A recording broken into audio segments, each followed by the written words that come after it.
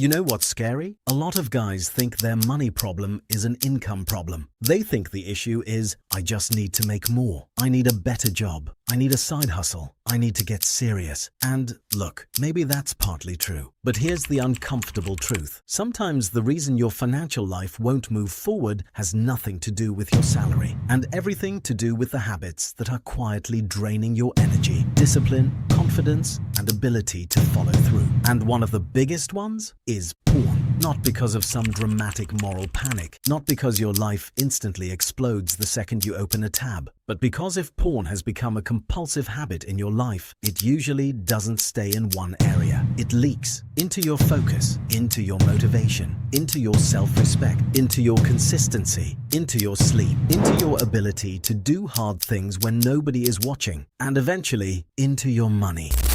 Yep, it's make dollars, and I spend way too much time thinking about how money, self-control, dopamine, and daily habits quietly shape your financial future. If you're someone who keeps trying to get your life together, but somehow keeps falling back into the same patterns, make sure to hit the subscribe button and give this video a thumbs up if this helps you out. Because this video is not about shame. This is about finally understanding why you can't seem to build a better financial life, even though deep down you know you're capable of more. And if this topic hits a little too close to home, good. That probably means it's the right conversation.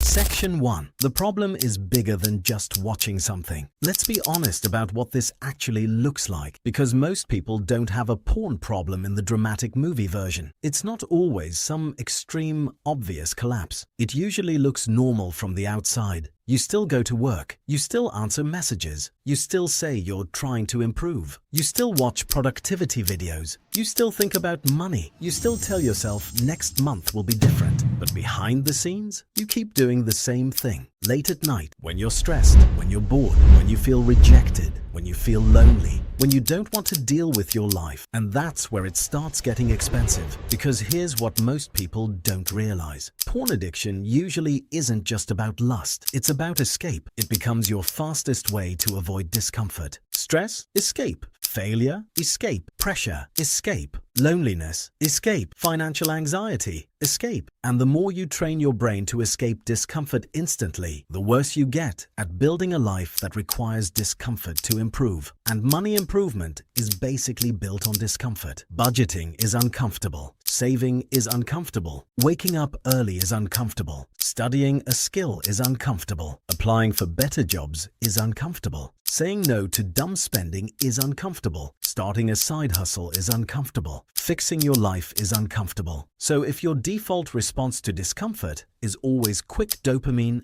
and escape, you are going to struggle financially. Not because you're stupid, not because you're lazy, because you're conditioning yourself to avoid the exact emotional state required to build a better life. That's the real issue.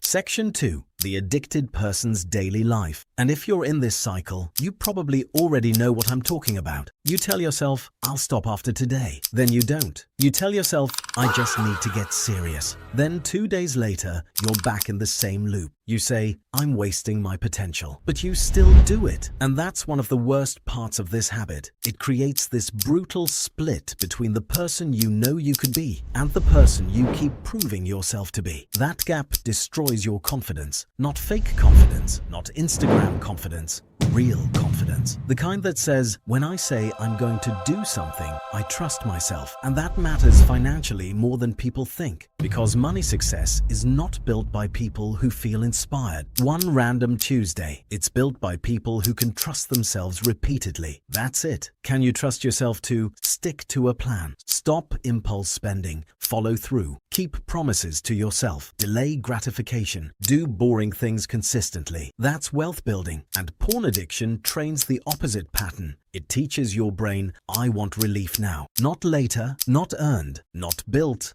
now. And once that pattern gets strong enough, it doesn't stay in your browser. It shows up in your wallet too. Section 3. How porn addiction quietly destroys your finances. Now, let's connect the dots clearly. Because some people hear this topic and think, okay, but what does porn have to do with money? A lot, actually. 1. It destroys your ability to delay gratification. Financial progress is basically one long game of delayed gratification. Save now, benefit later. Learn now, earn later. Discipline now, freedom later. But compulsive porn use trains your brain in the opposite direction. Stimulus now, reward now, escape now. And that bleeds into spending, procrastination, and poor financial decisions. A 2024 meta-analysis found that problematic pornography use is positively associated with impulsivity, which matters because impulsive behavior and poor planning are exactly the kinds of traits that sabotage money habits. That doesn't mean porn automatically makes every person broke. It means if you already struggle with self-control, compulsive porn use often feeds the same mechanism that keeps your finances unstable. 2. It drains motivation after the high. This is where it gets really interesting. A lot of guys don't realize they're not just losing time, they're losing drive. Because after the short-term high, what often follows is brain fog, low energy, guilt, apathy. I'll start tomorrow thinking. And if that happens often enough, your whole life starts feeling slower and heavier. You stop attacking your life. You start managing your decline. That's when money stagnates. You stop applying for better jobs. You stop learning high-income skills. You stop fixing your routine. You stop taking yourself seriously. And then you wonder why your income is flat. 3. It keeps you in emotional survival mode. A lot of compulsive habits are really self-medication, not in a dramatic way. In a quiet way, you feel bad, you want relief, you reach for the fastest thing. The problem is, if porn becomes your main emotional coping tool, you never actually solve the underlying problem. So your stress stays, your loneliness stays, your insecurity stays, your money anxiety stays. And when your emotional life is chaotic, your financial life usually becomes chaotic too. 4. It steals time in invisible amounts. Nobody says, I lost my future in one giant decision. It's usually death by tiny leaks. 20 minutes here, 45 minutes there, late nights, ruined mornings, unfocused afternoons, no momentum, no consistency. And over a year, that can become hundreds of hours. Hundreds. That's time that could have gone into learning sales, freelancing, content creation, fitness, networking, studying, building a business, getting your life in order. And instead, it disappears into a cycle that gives you almost nothing back. That is a financial cost, even if it doesn't show up as a line item in your bank app. Section 4. The science without the weird hype. Now, I want to be careful here, because online, this topic gets handled in two terrible ways. One side acts like porn is harmless for everyone, no matter what. The other side talks like one relapse instantly turns your brain into mashed potatoes. Both are dumb. Here's the more honest version. If porn use becomes compulsive, meaning you keep doing it despite distress, regret, or negative consequences, that is a real behavioral problem. The World Health Organization recognizes compulsive sexual behavior disorder in ICD-11, and researchers increasingly study problematic pornography use as part of that picture. And from a brain reward perspective, sexual stimuli are strongly tied to dopamine and reward circuitry. Research has shown sexual stimuli can activate reward-related brain areas, which helps explain why novelty-heavy, high-frequency digital sexual content can become so sticky for some people. That doesn't mean you're broken. It means your brain learned a loop, and learned loops can be unlearned. That's important because some of you have started talking about this habit like it's your identity. It's not. It's a pattern. A damaging one, yes. A humiliating one, sometimes. A costly one, definitely. But still a pattern. And patterns can be interrupted.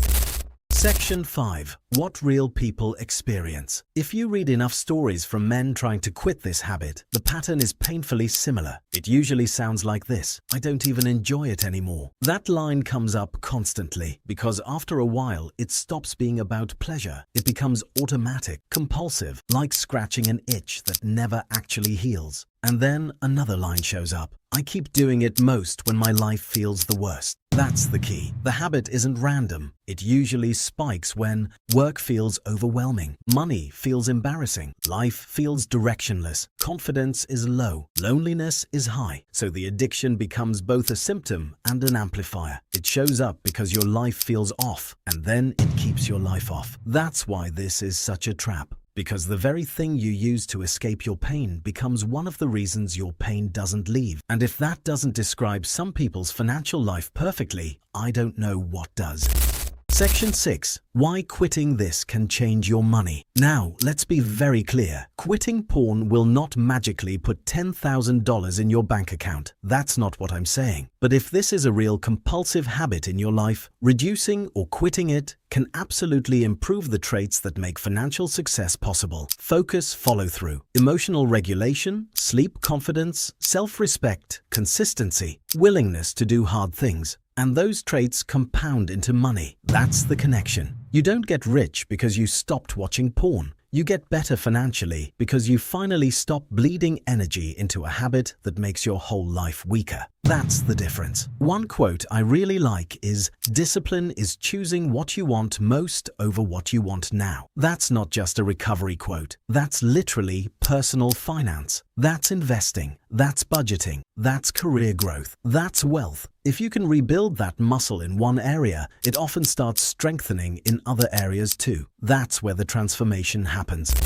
Section 7. How to actually break the cycle. So if this is hitting home, what do you actually do? Not the fake motivational version, the real version. Step 1. Stop pretending the problem is just sexual. For most people, it's emotional. Ask, when do I usually relapse? What feeling am I trying not to feel? What situation keeps triggering this? Because if the trigger is stress, loneliness, boredom, rejection, or shame, then you need to treat the root, not just the symptom. Step 2. Remove frictionless access. If your addiction lives on your phone in your pocket, 24/7, willpower alone is a terrible strategy. Make it harder. Block sites, remove private access when possible. Don't scroll alone late at night. Stop sleeping with your phone next to you. Cut off the environments where the loop starts. You do not rise to your intentions. You fall to your environment. Step 3. Replace the dopamine. Don't just delete it. This is where most people fail. They remove the habit, but don't replace the reward system. So now they're bored, restless, stressed, and miserable. That's not recovery, that's a countdown.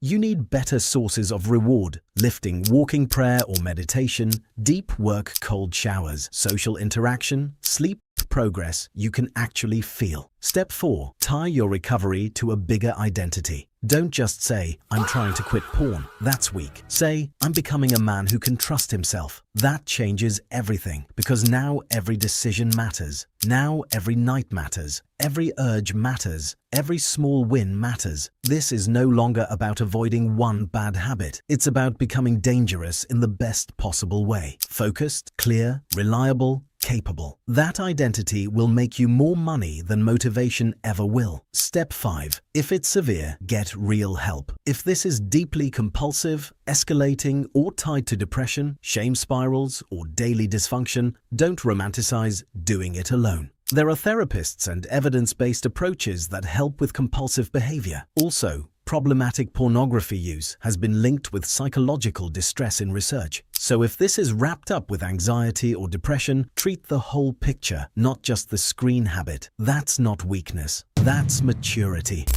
The real message. Look, a lot of men are not failing because they lack potential. They're failing because they are quietly addicted to things that keep them weak, distracted, ashamed, and emotionally unavailable to their own future. And if you keep feeding a habit that destroys your discipline in private, you will keep seeing the consequences in public, in your money, in your confidence, in your energy, in your career, in your life. But the good news, this is fixable. Not overnight, not with one motivational video, not with fake day 3 monk mode nonsense, but absolutely fixable. Because every time you interrupt that loop, every time you choose discomfort over escape, every time you prove to yourself that you can hold the line, you are not just quitting something. You are rebuilding the part of you that creates financial freedom. And that part changes everything.